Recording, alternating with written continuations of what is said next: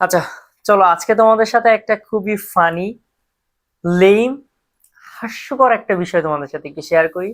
মানে লিটারালি তোমরা জানার পর তোমরাও বলবা যে এটা আসলে কোন ধরনের পলিটিক্স বা কোন ধরনের হিপোক্রেসি এই জিনিসটা।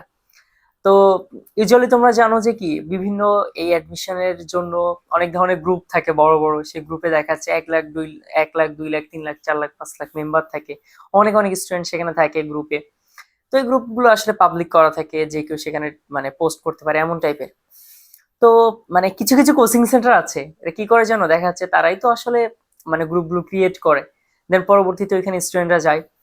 তো এরা কি করে, এরা মনে করো যে সাপোজ নিজের একটা পোস্ট দেয় যে অমুক একটা কোচিং সেন্টার, এটা কি ভালো হবে, এটা তাদের নিজেদের পোস্ট। এখন নিজেদের পোস্ট দেওয়ার ফলে এই পোস্টটা তো সবার সামনে যায়। এরপরে তারা কি করে, তারা মনে করো যে তারা নিজেরাই নিজের বিভিন্ন আইডি থেকে কিংবা অ্যানোনিমাস হয়ে ওইখানে কমেন্ট করতে থাকে যে এই জন্য ভালো, এটা এই জন্য ভালো, এখানে এই আছে, এখানে ওই পাবা, আমি এখানে কোচিং করেছি। বাট লিটারালি মনে হবে যে এখানে কতজন মানুষ এখানে কমেন্ট করছে, কতজন ওইটাকে তোমাদের কাছে মানে রেফার করতেছে। বাট আলটিমেটলি কি, আলটিমেটলি দেখা যায় যে সব অ্যানোনিমাস আইডি থেকে করেছে। বা দুই একটা যদি রিয়েল আইডি দেখো সেটাও দেখবে যে তাদের নিজেদের আইডি। তো এই যে অ্যানোনিমাস বা এই যে ফেক আইডি গুলো দিয়ে তারা নিজেদেরকে মানে ওই যে বলে না, নিজেদের ঢাক ঢোল নিজেরাই পেটানো, এমন টাইপের।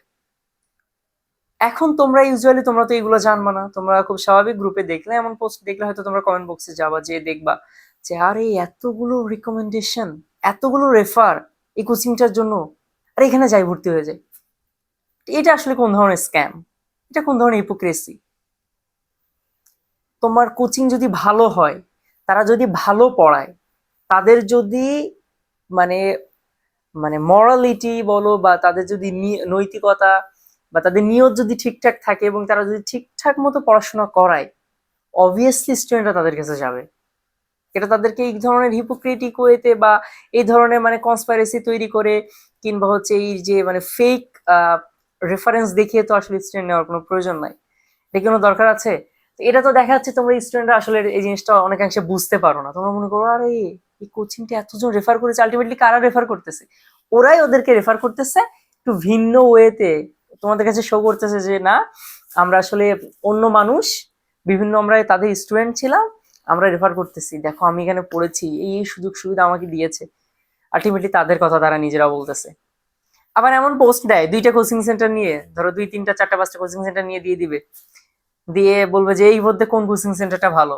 এবার যে গ্রুপ থেকে যারা পোস্ট করেছে ওরা এবার যে কমেন্টে বলবে আরে এটা ভালো, এটা ভালো, এটাতে ভর্তি হও, এখানে এই সুযোগ সুবিধা দিয়েছে, এই দিয়েছে। এরা কি, মোস্ট অফ দা অ্যাকাউন্ট দেখবে অ্যানোনিমাস। কেন অ্যানোনিমাস? কোনো স্টুডেন্ট যদি পড়াশুনো করে, কোন স্টুডেন্ট যদি পড়াশোনা করে চান্স পায়, সে যে কোচিং সেন্টার থেকে চান্স পেয়েছে সেটা খুব স্বাভাবিক নিজের আইডি থেকে ডিরেক্ট বলতে পারে। অ্যানোনিমাস কেন? অ্যানোনিমাস থাকে। তারপরে কিছু কিছু আইডি থাকে ফেক আইডি, নাম হজবরলা বুংচাং নাম দিয়ে কমেন্ট করে এসে। এখন নর্মাল স্টুডেন্টরা অনেকেই তো আসলে এটা বুঝতে পারে না।